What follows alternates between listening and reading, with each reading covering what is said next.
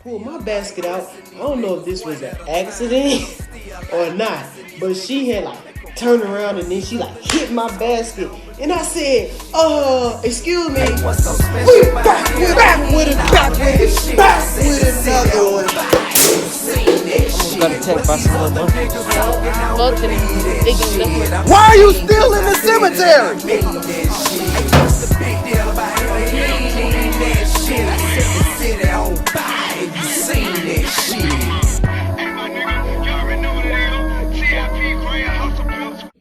All right, so this is just it's random, but this is the most violent prisoner ever from Infographics. I think that's how you say that name.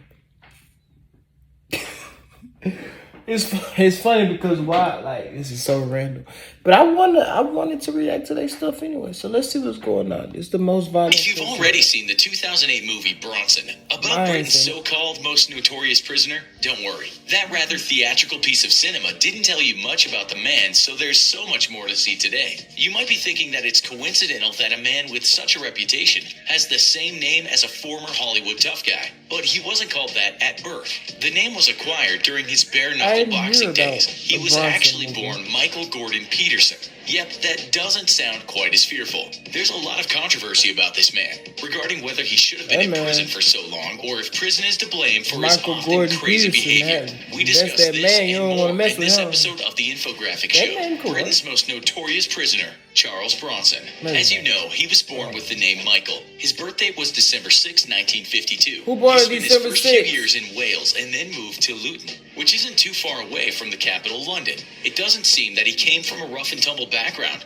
given that his father ran a conservative club for a while and his aunt and uncle were a mayor and mayoress. His aunt actually once said this about him. As a boy, he was a lovely lad. He was obviously bright and always good with children. He was gentle and mild-mannered, never a bully. He would defend the weak. He might have defended the weak, but it seems his penchant for violence and crime started early in life. After he moved up north at the age of 13, it seems that that's when trouble started. At that age, he was charged as a juvenile for stealing, and it said he was part of a gang. He didn't much enjoy school, and soon left to start working at an early age. His first job came when he moved back down to Luton. This was a very short 2-week stint working in Tesco supermarket. Apparently, he was fired for attacking his manager. After this, it seems, crime became second nature to Oh, you know what's crazy? I bet he had one of those garbage managers. I hope it wasn't a good person. But he probably had one of those trash managers. You know how everybody have a manager that's just like the worst type of person? Like they just be doing the most. Like they talk to you like you a kindergartner and they the teacher or something like that. It's just he actually met the right person. That manager actually met the right person. And apparently it got handled. Or maybe the manager was a nice guy and this dude was just a mental case. Who knows? Let's keep watching. Michael. He got in trouble for criminal damage, but got off with a fine and some probation. He had lots of jobs, mostly related to labor or factory work, and we're told he enjoyed nothing more than a good night out on the town, drinking gallons of beer and getting into fistfights with the locals. Easy to do in some areas of the UK. He likely wasn't sure of foes on the mean streets of Luton.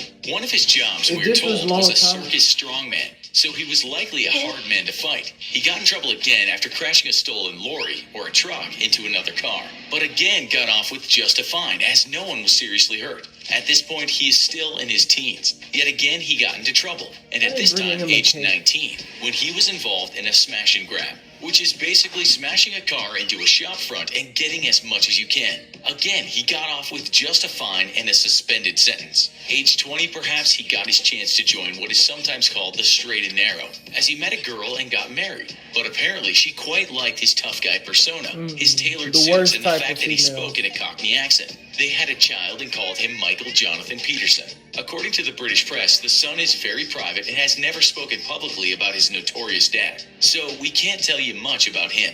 Moving on, now 22, Michael was arrested for armed robbery, and at this time the judge came down hard. He got 7 years, but prison wasn't exactly a place he liked being, it seemed. During his first stint in prison in Liverpool, he attacked 2 other prisoners, and we're told he wasn't provoked. That got him time in solitary, something he would see much more of later. He was then transferred to prison in Hull, and again had issues with guards and prisoners. They gave him sedatives to calm him down, which apparently made him very ill. He also spent more time in isolation. He was said to be a very difficult prisoner. On one occasion, he was out of solitary. He attacked a... All right, like I was saying, got a call from my grandma. Hey, that's damn. She called me back. Hold up, bro. I'm sitting here editing this video. Right? I decided to look at pictures of this man. Bro. Let me show y'all the man that they let do all this bullshit. Let me look at this dude. Look at him.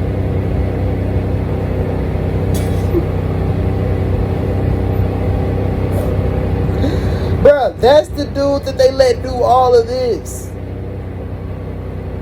Like, bruh. He look like he like 5'6", bruh. He not even, bruh.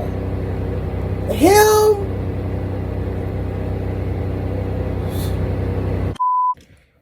Imagine your grandma call you back because she don't know how to hang up the phone. Yo, this is a shout out to anybody watching this. Go talk to your grandparents. If you got grandparents, go talk to them. You don't know how much longer they're going to be around, bro. Anyways. Prisoner with a glass jug, and he was convicted of unlawful wounding. Yet again, he was moved, this time to the tough Arnley Jail in Leeds, a foreboding-looking place if you've ever seen one. So there he was, now serving time in what looks like a medieval castle. Even in 2018, the place is said to be the place with the highest rate of people taking their own lives. And in the press right now, it's said it's still very much an unsafe place for both prisoners and staff. Back in the 70s, it can't have been a holiday. But it seems he was too much for Arnley, and he kept moving between a number of prisons, sometimes chained to the floor of the vans he traveled in. It's said if not in solitary, he would attack prisoners and guards. It's also said he incurred numerous vicious beatings from the guards after an attack. You might have seen that in the movie, which depicts these guards having to tackle him in numbers. During one time in solitary, while recovering from a beating, he got divorced. We imagine this might have been a low point, but it's said that one thing that kept him going was his solitary workout routine, keeping him healthy and fearsome. His book, Solitary Fitness, which he wrote after many years inside, has sold millions of copies. Reviews are actually very positive, although people talk about how strange the book can get at times. Profits from the book, says the media, go to children's charities. The British press tells us that his strength was quite unbelievable. He once bent the cell bars with his own hands, and it said he holds 6 world records for strength and fitness. Another unofficial record he has set is the most prison rooftop protests by any British inmate. What is he protesting? If you think we should be allowed to fight each other more, then let me hear ya! Long way from fame or infamy. Fight more! Fight more! Like, bro, what do you have to protest? And it seems that was the straw Look, that broke little the do we camel's know back. he's up there Enough with actually prison. He was protesting about transferred to real a shit. psychiatric facility. But guess who But he he met had to go to a there? mental 2 of Britain's most ruthless gangsters, the Kray twins. He called them the best 2 guys I ever met. That friendship didn't last long, though, as he was moved back to prison. What followed was more solitary, escape attempts, attacks on prisoners that ended with lifelong scars, Why y'all didn't just more put attacks, this and dude finally, in the when the hole? authorities were sick and tired, he was sectioned under the Mental Health Act. He was no longer just a criminal, but mentally ill. In 1978, he was again in another special facility, but it seems he didn't much like being forced to take medication, and wasn't keen on the fact that he was surrounded by some of Britain's most disturbed people. Men who would never leave the facility because they had done things to people we will not talk about. Yep, he didn't like some of these terrible men, and at one point was said to be about 5 seconds away from killing a fellow patient or prisoner who had taken the life of an innocent child. In his own words, describing the people around him at the facility, I witnessed them running into walls, using their heads as So ram. you know what? That probably tells you what he was doing all this time. What if he was like trying to be like a vigilante or something when he got to jail? What if all the people that he kept on fighting or like getting into scuffles with, what if he was trying to do something to them because of their crimes? Like, what if they were all rapists or like molesters and stuff like that? What if that's what he was trying to do? That doesn't make it right, but still, maybe that's give some type of reason for why he was fighting everybody. I've seen them fall unconscious doing this. There was one who just kept trying to eat himself, biting his arms, legs, and feet. He tried to kill another prisoner, and then in 1982, when still in the notorious Broadmoor, he led a rooftop protest that lasted 3 days and caused around $300,000 worth of damage. Now you can see why this guy became well known. What was he as a hard-to-deal-with protesting? prisoner. But there was a lot more to come. But- He hadn't even started. He Where the led 2 more police? rooftop protests and also went on a hunger strike. But in some ways, he found solace in writing People poems, must have liked him sketching, if they and was creating protesting cartoon with him. strips. He did this at even won different awards for his jails work. and then the It didn't mental stop him hospital. being violent, though. Just settled him down from time to time. Psychiatrists couldn't figure him out. And even though he was in a mental facility, he was never properly diagnosed. He once said, asylums are crazy places with crazy rules. If you're not mad when you arrive, you are when you leave. Again, he was moved from facility to prison, stabbing inmates, He just hitting wants others, to be an more animal. rooftop protests, more isolation, more beating.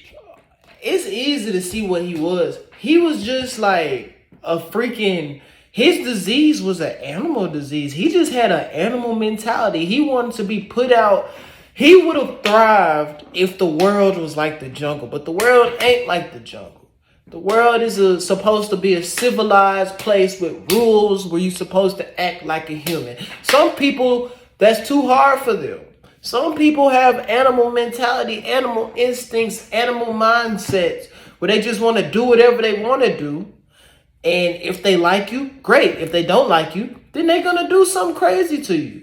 And they think that's okay or they want it that way, but they can't have it that way because that's not how this is set. That's not how we're supposed to be. It's a reason why the animals are in the jungle and we're supposed to be in the neighborhoods and the communities and the cities. Anywho. For This the guy guards, was more just medicine, wild. and perhaps his piece de resistance. Should've threw He him once out there with strangled the a wolves. prison governor. After that, he was not allowed out of isolation until he finished his sentence. He got out of prison in 1987 They and let him almost out of immediately jail? turned to crime. Although They his let first him offense out was of quite jail? comical. He bought a water pistol and modified it a bit, after which he How forced many- a man at Water man, Pistol this Point dude to drive did- him to Luton, this his man- favorite spot. There, he You know how many black people that had to serve life because of drugs or some shit like that? Instead of maybe going to a rehab center or something, we probably got life for that. This man lived the life and did whatever he wanted to do his whole life, and he got out of jail. Come on now. You're supposed to get out of jail on good behavior. He didn't have any good behavior. He cost the people $300,000 off of one protest. What was he even protesting? Like, we ain't heard one positive thing about this dude except he wrote a fitness book. But what did he do? Just tell you how many push-ups to do in the book? Like, come on now. They even said the book got weird. Wow.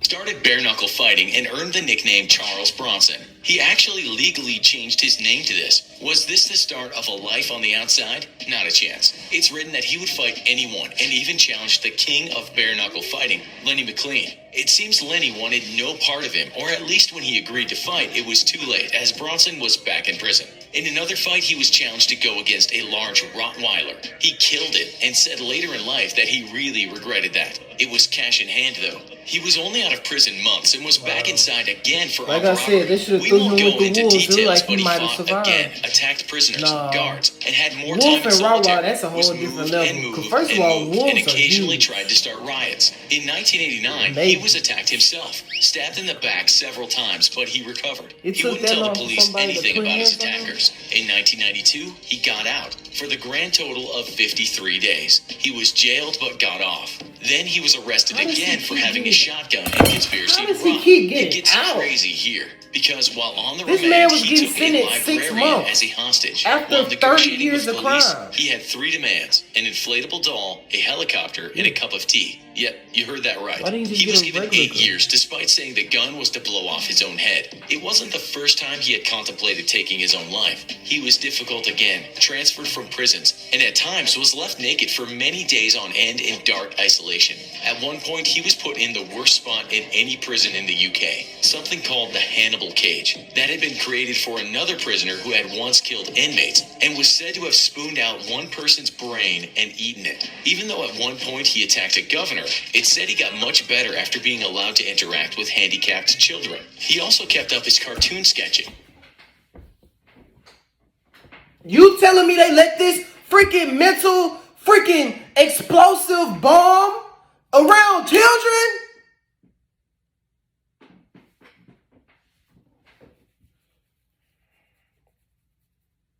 Wow. They let this man around children. And he said he got better after being around children. You know what that means? That means he didn't show any signs of getting better and they just let him around children when he was still not getting better. These were They the said quiet this was in the times. UK. I don't know what Didn't type of last government long. they had He back in endured the day. more solitary, more moves, and then in one prison he took 2 Iraqi hijackers as hostage in his cell. It said he was going crazy after losing his father. So he It's also hijacked said the that he told the hijackers. guards if they came close he would snap off the heads of his hostages. He made his hostages tickle his feet and demanded they sing songs to him. To them he was known as the General. He demanded a plane, machine guns, ammunition, and a cheese and pickle sandwich. It seems later he just kept asking for ice cream. In the end, he let the hostages go and another 7 years were added to his sentence. While in great physical shape, it's said that all the time in darkness and solitary had negative effects on his eyes and his social skills, and lawyers now started to get on his side. It's a pity then that he took one of them hostage. He let him go quickly though, but after one civilian worker criticized his drawings, he took him hostage too, and then started ripping up parts of the prison. What else? Well, after the millennium, he got married again, converted to Islam, changed his name and took another hostage, wrote a book, sketched a lot, and then changed his name to Charles Arthur Charlie Salvador, out of respect for his favorite artist. The movie came out and he became a household name. Until then, not many people knew about him. Thousands of people around the world started to support him, saying even though he had been a bad boy, his incarceration had just gone on too long. But he couldn't stop messing up. In 2014, They he let him out attacked another again. governor. That same year, his artwork They went up still for letting auction, this dude and his out. 200 pieces, often dark in nature, fetched around 30,000 pounds. Bronson donated a large part of this to the brain tumor charity and Keach Hospice in London. Bronson said the old him was now dead, and he was born again as the artist Salvador. He created more works too, donating to other charities and one-time Oxford, sometimes without light. In 2018, It was said that he is in open prison, but will have his case reviewed in 2 years and could get out. That might not happen though, as he's got a life sentence for one of his kidnappings. That was a teacher in 1999 that he held for 2 days. Okay. Well, apparently he's still alive. He didn't say he was dead. I'm going to have to go ahead and end this video. That was a lot. Hope you guys have a good day. If you enjoyed the video, like the video. If you want to see more, subscribe to the channel. Hit the bell if you like. If you don't, then you don't. It don't matter to me. Actually, it does. Psych! No, I'm just playing. You see how I made it rhyme with what I was doing. Anyways, yeah, I'll see you guys later. Bye-bye. Say good night to the bad guy.